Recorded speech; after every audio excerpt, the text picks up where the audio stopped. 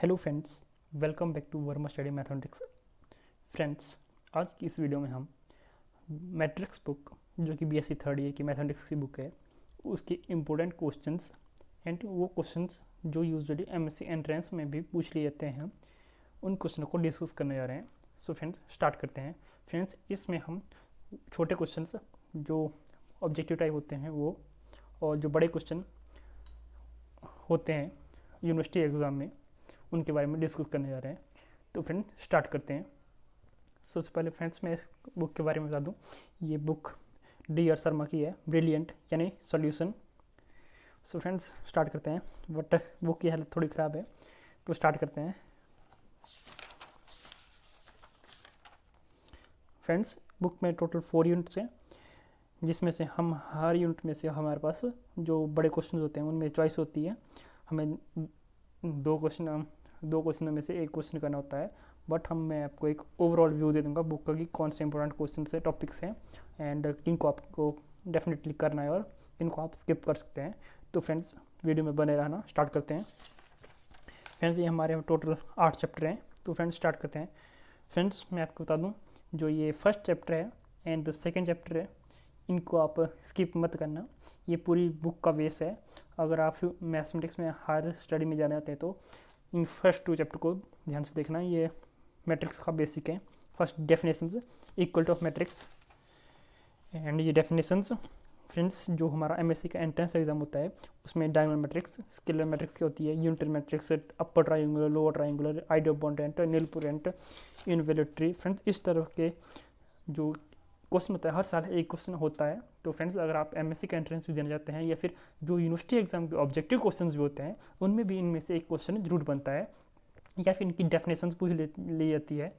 And symmetric, skew symmetric, क्या symmetric matrix क्या होती है। अगर A transpose equal to A then symmetric cover, A transpose equal to minus A then skew symmetric. Friends, इस तरह के क्वेश्चन है जो कि इस बुक का बेस है। अगर आपको पूरी बुक अच्छे से क्लियर कंप्लीट करनी है तो आपको फर्स्ट चैप्टर और सेकंड चैप्टर ध्यान से देखना होगा, ये स्पेशली फर्स्ट।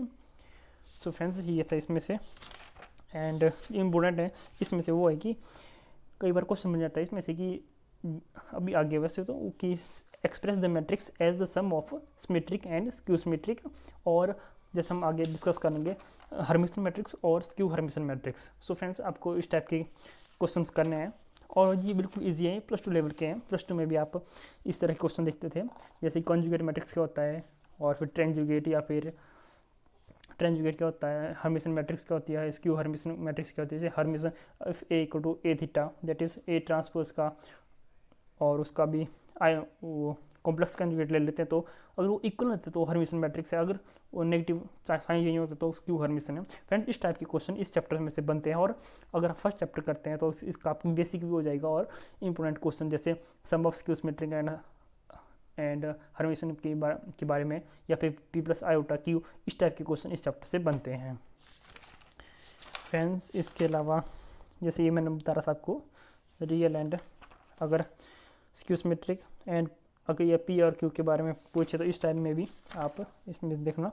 और फ्रेंड्स, यूनिटी मैट्रिक्स हो गया, ऑर्थोगोनल मैट्रिक्स हो गया, यह जो ऑब्जेक्टिव टाइप क्वेश्चन है उनका ये बेसिक है। इनमें से ही क्वेश्चन बनते हैं हर साल। एमएससी एंट्रेंस में भी इसमें से क्वेश्चन बनते हैं। 2022 में भी शायद ऑर्थोगोनल था इस बार। एंड फ्रेंड्स, अगर हम बात करें चैप्टर 2, तो फ्रेंड्स इसका जो बेसिक है, आपको जो जैसे मैट्रिक्स के बारे में थोड़ा प्रॉपर्टीज पता होनी चाहिए। इन्वर्स क्या होता है, जैसे इन्वर्स मैट्रिक्स को वो मैट्रिक्स होती है, अगर हमें उस मैट्रिक्स को उसके इन्वर्स के साथ मल्टीप्लाई करते हैं तो हमारे पास एक आइडेंटिटी मैट्रिक्स मिलती है, यानी जो डायगोनल एलिमेंट्स है वो 1 1 हो गया एंड अदर एलिमेंट्स आर 0। आपको 2 by 2 का मैट्रिक्स का इन्वर्स आना चाहिए निकालना, क्योंकि बेसिक है मैट्रिक्स में इस बुक में था, क्योंकि बुक स्पेशल मैट्रिक्स की है।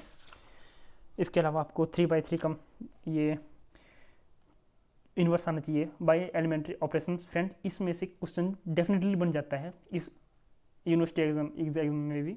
एंड इसके अलावा आपको जो जैसे हम +2 में करते थे कि find the value of x y z from the system of the equations, अगर हम ए इन्वर्स निकालेंगे और फिर x equal to A inverse b करके जैसे हम निकालते हैं, वो डेफिनेट उस जो हमारा +2 का फॉर्मूला था करने का बिल्कुल वही है। इधर भी आपको वैसे ही क्वेश्चन बन जाते हैं। एंड कि नॉन होमोजीनियस और होमोजीनियस अलग अलग टाइप से इस टाइप की इस चैप्टर में से क्वेश्चन बन जाते हैं। बट अगर आप फर्स्ट चैप्टर में इसी ढंग से कर लेते हैं तो आप उधर से भी क्वेश्चन बन सकता है। ये एक यूनिट का पार्ट है। इसके अलावा अगर हम चलें अगले यूनिट में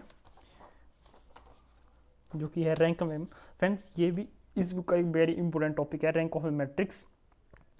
फ्रेंड्स इसमें आपको पता होना चाहिए कि रैंक ऑफ मैट्रिक्स क्या होती है। अगर किसी मैट्रिक्स की रैंक वो एक नंबर होता है, अगर उस और कि उससे जितने भी उस ऑर्डर से जितने भी बड़े माइनर्स होंगे वो वेनिस होंगे और उससे छोटे वेनिस नहीं होंगे।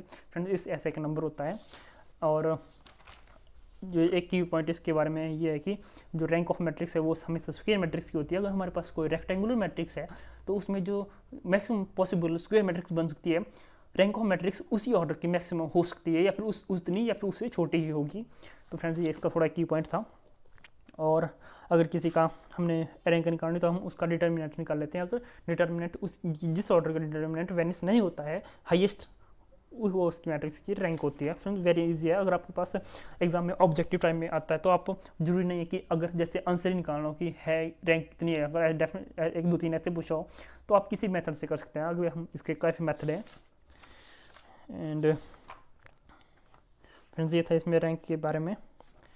एंड इक्विवेलेंट मैट्रिक्स क्या होती है, अगर हम जैसे मैट्रिक्स में एलिमेंट्री ऑपरेशन लगाते हैं तो उसका ज़्यादा इफेक्ट नहीं होता, तो ये इसका एलिमेंट्री ऑपरेशन के बारे में था। एंड नॉर्मल फॉर्म क्या होती है, जैसे हम किस मैट्रिक्स को एक identity matrix and other elements and row in the column 0 0 उसको हम नॉर्मल फॉर्म में बोलते हैं। एंड ये है। और इसके अलावा फ्रेंड्स इस इधर से ऐसा क्वेश्चन बन जाता है कि एक्सप्रेस द, जैसे find the non singular matrix P and Q such that P A Q in the normal form. Friends हम पहले उस मैट्रिक्स को ए इक्वल को आई इंटू आई में लिख लेते हैं और हम जो ए मैट्रिक्स को इस साइड की वाली लेफ्ट साइड वाली उसको हम आइडेंटिटी मैट्रिक्स बनाएंगे और जितने भी उस पर जो रो पर ऑपरेशन लगेगा वो फर्स्ट मैट्रिक्स पर लगाएंगे और जितने भी कॉलम पर लगेंगे वो बाद की वाली मैट्रिक्स में लगाएंगे और आई बन जाएगा पी ए क्यू, जो पी जिस मैट्रिक्स पर रो के ऑपरेशन लगेंगे वो, और क्यू वो होगी जिस पर कॉलम के ऑपरेशन लगेंगे। सो फ्रेंड्स ये काफ़ी इंपॉर्टेंट है, वैसे इधर से भी क्वेश्चन बन जाता है कई बार। एंड फ्रेंड्स ये है कि इसका इन्वर्स निकालो, ये फ्रेंड्स हर बार आता है। 3/3 के लिए आता है, 2/2 के चांसेस नहीं है, बट 3/3 में जरूर आता है इस टाइप के क्वेश्चन। अगर इधर नहीं आता तो आपको इन्वर्स निकालने के लिए जैसे सिस्टम ऑफ इक्वेशंस निकालने उधर भी आपको हेल्प कर सकता है कुछ महीने तक। फ्रेंड्स मैं आपको इस बुक में कंप्लीट रिव्यू दे दूंगा कि क्या इंपॉर्टेंट है, इसके बाद में फाइनल रिव्यू भी एक, तो अभी वीडियो में बने रहें। एक्लोन फॉर्म क्या होती है फ्रेंड्स, इधर से भी फाइनल एग्जाम में चाहे क्वेश्चन 50-50 होता है एक्लोन फॉर्म से, बट ये फ्यूचर में भी आपको हेल्प करेगी एक्लोन फॉर्म कि इस मैट्रिक्स को उस फॉर्म में एक्लोन फॉर्म में रिड्यूस करो और फिर रैंक निकालो। सिस्टम ये लीनियर इक्वेशन जैसा हमने पीछे सेकंड चैप्टर में था वैसे इधर भी सिस्टम ऑफ लीनियर इक्वेशन, इधर से आपको कि लैम्डा, कई बार इधर से ऐसा क्वेश्चन हो जाता है कि लैम्डा की वैल्यू निकालो जहाँ पर इसका एक यूनिक सॉल्यूशन एग्जिस्ट करेगा, इस टाइप के questions. And find the values lambda या फिर के कुछ हो सकता है। इधर जैसे ये था question find the value of A and B, A और बी की वैल्यू निकालो जब नो सॉल्यूशन हो, यूनिक सॉल्यूशन हो, इनफाइनाइट सॉल्यूशन है। फ्रेंड्स इस चैप्टर में से हाईएस्ट जो मैक्सिमम पूछने जाने वाला क्वेश्चन है उनमें से एक है और ये आपका कंसेप्ट भी क्लियर करेंगे। सो फ्रेंड इस टाइप के क्वेश्चन जरूर करना। एंड इसके अलावा कंसिस्टेंसी के जो टेस्ट है वो आपको आपकी समझ को बढ़ाने के लिए काफ़ी है, एग्जाम में भले इधर से नहीं आता। एंड इन्वर्टिबल मैट्रिक्स भी दैट, इस मैट्रिक्स को एक फाइंड लेट एक पी ऐसी मैट्रिक्स निकालनी है जैसे इस मैट्रिक्स को हम पी इनवर्स ए की के फॉर्म में लिख सकें। सो फ्रेंड इधर इस टाइप के क्वेश्चन बन जाते हैं। एंड इसके अलावा फ्रेंड्स ये इस चैप्टर का, इस बुक का काफ़ी इंपॉर्टेंट चैप्टर है। इसमें अगर आप एमएससी एंट्रेंस के लिए वेक्टर स्पेस करते हैं तो इसमें की काफ़ी वेटेज रहती है, इस बुक की काफ़ी वेटेज रहती है, बट उसमें भी वेक्टर स्पेस की काफ़ी वेटेज रहती है। 2 से 3 क्वेश्चन बन जाते हैं। अगर आप इसके एमसीक्यू जाते हैं तो कमेंट करना वीडियो के नीचे, मैं एमसीक्यू मेरे पास इसके 100 से एबव एमसीक्यू है इस चैप्टर में से वेक्टर स्पेस के, तो मैं आपको प्रोवाइड करवा दूँगा। इसके अलावा जो आपको इस बुक से यूनिवर्सिटी एग्जाम के लिए करना है वो है सबसे पहले इस चैप्टर को करने से पहले इधर एक कंप्लीट यूनिट है, ये आपका काफ़ी स्कोरिंग चैप्टर है ये एंड लास्ट चैप्टर, और इससे पहले हम जितने भी किए वो 50% था। और फ्रेंड्स इस बुक को सॉल्व करने की जो यूनिवर्सिटी एग्जाम के लिए प्रिपेयर करने की जो स्ट्रैटेजी होनी चाहिए वो लास्ट 2 चैप्टर दो यूनिट हैं और उनको आपकी सबसे ज़्यादा वेटेज है, तो आपको सबसे ज़्यादा फोकस उन पर होना चाहिए। और जो हमारा फर्स्ट चैप्टर है उधर से भी फर्स्ट यूनिट के लिए क्वेश्चन इजीली बन जाता है। तो आप फर्स्ट यूनिट फर्स्ट यूनिट में first chapter and second chapter and 7th and 8th chapter आपकी इस बुक को प्रिपेयर करने के लिए स्ट्रैटेजी होनी चाहिए। वेक्टर स्पेस को आपको करना ही होगा क्योंकि इस यूनिट 3 कंप्लीट है। एंड इसको करने के लिए आपको जो प्रॉपर्टीज़ ऑफ वेक्टर स्पेस हैं वो आनी चाहिए। फ्रेंड्स, अगर आपको ये आ जाती है तो वेक्टर स्पेस के जितने भी क्वेश्चन हैं आप सॉल्व कर सकते हैं। या वो बाकी गप्पे ही हैं, बाकी कुछ नहीं है, अगर आपको प्रॉपर्टीज़ क्लियर हैं। फ्रेंड्स, फिर तो ये छोटे छोटे क्वेश्चन हैं, इनको आप करने में दिक्कत नहीं होगी। अगर आप किसी पर्टिकुलर टॉपिक पर वीडियो चाहते हैं तो कमेंट करना। और इधर से जो इस चैप्टर में से जो क्वेश्चन बन सकता है वो ये इन थ्योरम में से तो आएगा ही आएगा, एक ये डेफिनेट से इधर इन या फिर इन से कि कोई पर्टिकुलर से क्वेश्चन दे देंगे। जैसे ये है कि अगर so that the set of elements a + b √2 + c³ √3, इस टाइप के क्वेश्चन आ जाते हैं कई बार। बट इसमें से जो ज़्यादातर चांसेस है वो इन 5 थ्योरम में इकट्ठी, इनमें से ज़्यादातर चांसेस। सो आप इन थ्योरम को स्किप ना करें बल्कि 2-3 बार रिवाइज करें एग्ज़ाम से पहले। ये आपकी कंसेप्ट भी क्लियर करेगी और यूनिवर्सिटी एग्ज़ाम के में भी इधर से हमारे 2022 में इस तीसरी और चौथी थ्योरम्स आई थी। सो फ्रेंड्स, काफ़ी इंपॉर्टेंट है। इसके अलावा आपको जैसे लीनियर डिपेंडेंट और लीनियर इंडिपेंडेंट के बारे में पता होना चाहिए, उधर से क्वेश्चन बन जाता है फाइनल एग्जाम में भी। फ्रेंड्स, जो आपका वेक्टर सब स्पेस है, अगर आप थ्योरम नंबर 7 को ध्यान से कर लेते हैं तो फ्रेंड्स जो भी इस चैप्टर में बाकी क्वेश्चन बचते हैं या फिर यूनिवर्सिटी एग्जाम के लिए जो भी होंगे और या फिर MSc एंट्रेंस के लिए, अगर आप थ्योरम को 7 को कर लेते हैं जो कि वेक्टर स्पेस के अलग अलग टाइप के जो केसेस बन सकते हैं उसको डिस्कस किया गया है, तो आप अगर इस थ्योरम को कर लेते हैं तो आपको काफ़ी क्वेश्चन को सॉल्व करने में हेल्प होगी और आपका कंसेप्ट भी क्लियर होंगे। ये लीनियर डिपेंडेंट के क्वेश्चन बन जाते हैं कि आपको अगर लीनियर इसकी इन वेक्टर्स को इसकी लीनियर डिपेंडेंट है इंडिपेंडेंट है तो x y z की वैल्यू फाइंड आउट करो। अगर कहीं जैसे कोई नंबर मिस करके x y z पुट किया हो, उस टाइप के क्वेश्चन बन जाते हैं। इसके अलावा फ्रेंड्स, पीछे सेकंड चैप्टर में हमारे eigen value eigen vector miss हो गया था, तो फ्रेंड्स अपने आइगन वेक्टर के बारे में पढ़ना है। उसमें से ऑब्जेक्टिव टाइप क्वेश्चन बनता है और MSc एंट्रेंस में डेफिनेटली क्वेश्चन बनता है उधर से एक नंबर की 1 या 2।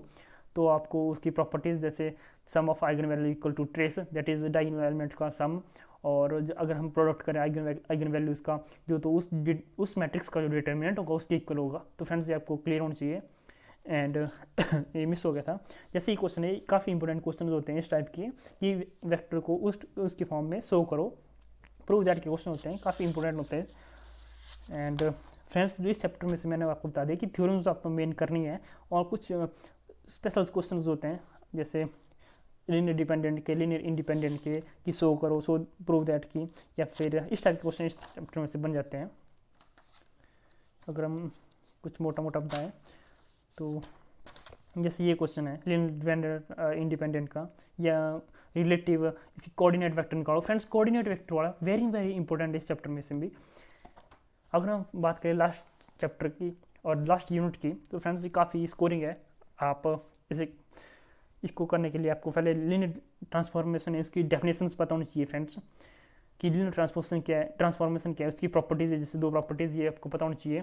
इसके अलावा आपको जैसे ट्रांसलेशन मैपिंग क्या होती है, फ्रेंड्स ये होती है कि अगर जैसे कोई पूरा ग्राफ को हम ग्राफ में स्पेस में शिफ्ट कर लेते हैं, उसको मैपिंग करते हैं। डायलेशन का मतलब हम मैग्नीफिकेशन करेंगे, जूम इन और जूम आउट, जैसे हम कैमरा में जूम इन करते हैं, जब वैसे हम डायग्राम में जूम कर देते हैं तो उसको डायलेशन करते हैं, वो हम पॉजिटिव नेगेटिव हो सकती है।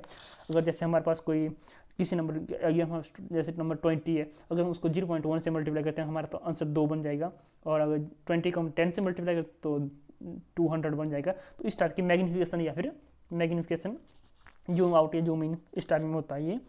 और अगर फ्रेंड्स आपको इसके बारे में वीडियो चाहिए तो कमेंट करना। फ्रेंड, इसमें से जितने भी इंपॉर्टेंट क्वेश्चन बता रहा हूँ मैं इसमें इस चैप्टर में से तो उसमें से एक है ये रोटेशन वाला। फ्रेंड्स, बुक में कई प्रकार से क्वेश्चन करें बट आपको ये फार्मूला याद रखना है। फ्रेंड्स, इसको ध्यान से देख लें। रोटेशन के लिए अगर आपको ये फार्मूला याद है तो आप किसी भी क्वेश्चन को कर सकते हैं। फ्रेंड्स, इसके अलावा जैसे आप एग्जाम में जाते हैं कुछ क्वेश्चन होते हैं जिनके आपके फार्मूले स्टार्टिंग में याद होते हैं फिर भूलने के चांस होते हैं।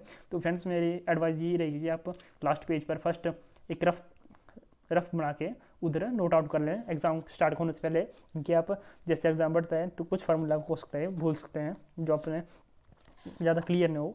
फ्रेंड्स इसमें इस चैप्टर में जो आपको करना है उसमें आपको ये क्लियर होना चाहिए, जैसे ये जो ये ट्रांसफॉर्मेशन है, जैसे एलोंग एक्स एलोंग वाई, मैंने फ्रेंड्स देख लो इधर कई प्रकार के लिखे हैं और भी जो बुक पर नहीं था इधर, तो आप नोट आउट कर सकते हैं। जैसे वाई के along Y equal to X के along Y mine equal to minus X के अलॉन्ग ओरिजिन के along M to X. Friends जो प्रोजेक्शन है, प्रोजेक्शन अलॉन्ग एक्स और प्रोजेक्शन अलॉन्ग वाई, फ्रेंड्स इनको ध्यान से देखना, ये काफ़ी इंपॉर्टेंट है, इधर से क्वेश्चन बन जाता है। या फिर मैट्रिक्स को, जैसे ये क्वेश्चन है एक टी ट्रांसफॉर्मेशन है R Q to R square इस टाइप की, तो एक मैट्रिक्स रिप्रेजेंट करो। फ्रेंड्स ये वेरी वेरी इंपॉर्टेंट है, 6 से 7 नंबर के क्वेश्चन बनते हैं, इस सिर्फ 6 से 7 स्टेप भी नहीं इसमें, तो फ्रेंड्स आपको इसको जरूर करना है। इसके अलावा जैसे जितने भी इसमें, जैसे जिसमें ये TE1 जैसे इस टाइप की जो मैट्रिक्स रिप्रेजेंटेशन बोला होगा, फाइंड द मैट्रिक्स रिप्रेजेंटेशन, आपको सारे क्वेश्चन करने हैं, उसमें से कोई भी बन जाता है। फ्रेंड्स अगर मैं इंपॉर्टेंट बात करूँ तो एंगल वाले, जैसे 90 डिग्री एंगल वाला काफ़ी इंपॉर्टेंट मेरे को लेके ये भी। और इसके अलावा आइगन वैल्यू आइगन वेक्टर, जो मैंने मेरे से फर्स्ट चैप्टर में मिस हो गया था, मैंने बाद में बताया आपको आइगन वैल्यू आइगन वेक्टर के बारे में, इसमें से भी क्वेश्चन है, काफ़ी इंपॉर्टेंट क्वेश्चन है और बन जाता है इसमें से भी। फ्रेंड्स आपको एंगल वाले और जो मैट्रिक्स रिप्रेजेंटेशन वाले हैं वो उसमें काफ़ी डिटेल्स रखते हैं। इसके अलावा जो आपको क्वेश्चन है उसमें ज़्यादातर एंगल वाले क्वेश्चन या फिर रोटेशन वाले क्वेश्चन है। इसमें फ्रेंड्स आपको जो फार्मूला बताया मैंने एंगल रोटेशन वाला, वो एक्स वाई के अलॉन्ग, वो आपको क्लियर होना चाहिए, उसी बेस पर आपके ये क्वेश्चन हो जाएंगे। सो फ्रेंड्स ये था इस बुक के बारे में टोटल कुछ इंपॉर्टेंट क्वेश्चन। फ्रेंड्स अगर मैं मोटा मोटा बताऊँ तो फर्स्ट चैप्टर आपको होना चाहिए क्लियर, और 7th chapter and 8th chapter ये आपको काफ़ी हेल्प करेंगे स्कोर करने में। So friends thank you for watching this video, thank you very much.